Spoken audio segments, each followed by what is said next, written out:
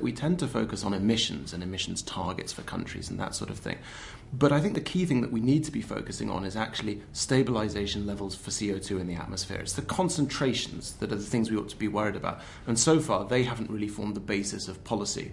So I think what is so attractive about contraction and convergence is that the very first step is for the countries involved to negotiate the ceiling of CO2 that they're prepared to tolerate in the atmosphere based on a risk assessment.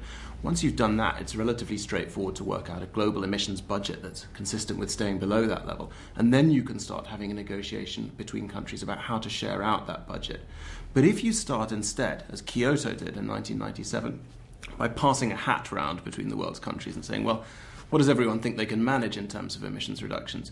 You may end up with some reductions, but you can be pretty much guaranteed that they're not going to add up to stabilization at some safe level. It puts the cart before the horse. C&C reverses that and starts with the initial framing of the budget and then moves on to sharing it out between countries.